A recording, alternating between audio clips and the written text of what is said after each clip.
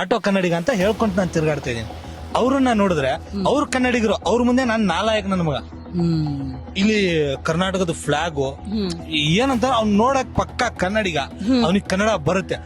ಅಣ್ಣ ಇಲ್ಲಿಗೆ ಹೋಗ್ಬೇಕು, ಗೊತ್ತಿಲ್ಲ ಮಾಲೂಮ್ನಿ ಕಿದರ್ ಜನ. ಇದನ್ನ ಇಲ್ಲೇ ಇಂದ್ರಾನಗರ ಸ್ಟೇಷನ್ ಅಲ್ಲೇ ಹಿಡಿದು ಲೈವ್ ಮಾಡಿದ್ರು ನಮ್ಮ ಅವರು ಬಸವರಾಜ್ ಅವರಲ್ಲ, ಬಸವಣ್ಣ ಅವರು. ನಾನು ಅದನ್ನ ನೋಡ್ಬಿಟ್ಟು ನನ್ಗೆ ಹೆಂಗ ಅನಿಸ್ತಂದ್ರೆ ಅವನೇ ಪಕ್ಕ ಕನ್ನಡಿಗ ಕಣಯ್ಯ, ನಾನ್ ಕನ್ನಡಿಗ ನಾನಲ್ಲ.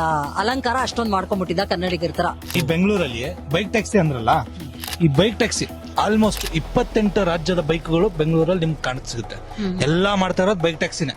ಅದು ಯಾವ್ದೇ ಇರ್ಲಿ, ದೆಹಲಿದಾಗಿರ್ಲಿ, ಕೇರಳದಾಗಿರ್ಲಿ, ಆಂಧ್ರದಾಗಿರ್ಲಿ ಅಥವಾ ಮಹಾರಾಷ್ಟ್ರದಾಗಿರ್ಲಿ, MP ದು UP ದು ಎಲ್ಲಾ ಗಾಡಿಗಳು ನಿಮ್ಗೆ ಇಲ್ಲೇ ಸಿಗುತ್ತೆ. ಈ ನಮ್ಮ ಸಾರಿಗೆ ಸಚಿವರು ಅಧಿಕಾರಕ್ಕೆ ಬರೋಕಿನ ಮುಂಚೆ ನಮ್ಗೊಂದು ಮಾತು ಕೊಟ್ಟಿದ್ರು ನಮ್ಮೆಲ್ಲಾ ಚಾಲಕರಿಗೆ, ಈ ಬೈಕ್ ಟ್ಯಾಕ್ಸಿಯಿಂದ ತೊಂದರೆ ಆಗ್ತಾ ಇರೋದು ಅಲ್ವಾ ನಿಮ್ಗೆ, ಈ ಬೈಕ್ ಟ್ಯಾಕ್ಸಿ ನಾನು ಒದ್ದು ಓಡಿಸ್ತೀನಿ ಅಂತ. ಪಾಪ ಅವ್ರು ಮರ್ತಿರ್ಬೇಕು ಈ ಮಾತನ್ನ, ಅವ್ರಿಗೆ ಸ್ವಲ್ಪ ಯಾರಾದ್ರು ನೆನಪಿಸಿ ಅಂತ ನಾವು ಹೇಳ್ತಾ ಇದೀವಿ. ಸೊ ಈಗ ನಮ್ಮ ಸಚಿವರು ಖಂಡಿತ ನಿಮಗೆ ಪ್ರಾಮಿಸ್ ಮಾಡಿರೋ ತರ ಮಾಡೇ ಮಾಡ್ತಾರೆ. ಕಾರಣಾಂತರಗಳಿಂದ ಲೇಟ್ ಆಗ್ತಾ ಇರ್ಬೋದು, ಬಟ್ ನೀವು ದಯಾಮರಣದ ತನಕ ಹೋಗುವಂತಹ ಶೋಚನೀಯ ಸ್ಥಿತಿ ಬರಬಾರ್ದು. ಅದೇ ನಮ್ಮ ಕೋರಿಕೆ. ನಮ್ಮೆಲ್ಲ ಶಂಕರ್ನಾಗ್ ಟೈಮ್ಸ್ ಇಂದಾನು ನಮ್ಗೆಲ್ಲರಿಗೂ ಆಟೋ ಡ್ರೈವರ್ಸು ಅಂದ್ರೆ ಬಹಳನೇ ಇಷ್ಟ. ನಿಮ್ಮ ಜೀವನ ಖಂಡಿತ ಸುಧಾರಿಸುತ್ತೆ.